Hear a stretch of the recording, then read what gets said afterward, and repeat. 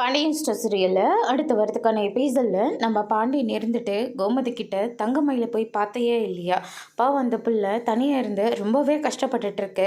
பிரசவ செலவெல்லாம் ஏகப்பட்டதாக இருக்கு. அது பிள்ளையே தனியாக என்ன பண்ணோம், அதனால் உன்னால் முடிஞ்ச வரைக்கும் பணத்தை கொடுத்துட்டு வா அப்படின்ற மாதிரி சொல்லிடுறாங்க.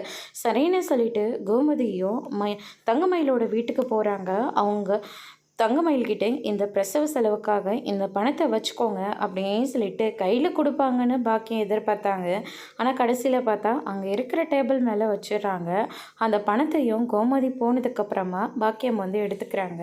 கோமதி வந்துட்டு போனது நம்ம தங்கமயில் வந்து பார்த்துறாங்க. பார்த்த உடனே என் மாமியார் எதுக்கு வந்துட்டு போகிறாங்க அப்படின்னு சொல்லிட்டு கேட்கவும், கையில் என்னம்மா இது பணமா, எதுக்காக பணத்தை கொடுத்துட்டு போனாங்க அப்படின்னு சொல்லிட்டு கேட்கவும், அவங்க வீட்டு வாரிசுக்கு பணம் கொடுத்துட்டு போயிருக்காங்க அப்படின்ற மாதிரி சொல்லிடுறாங்க.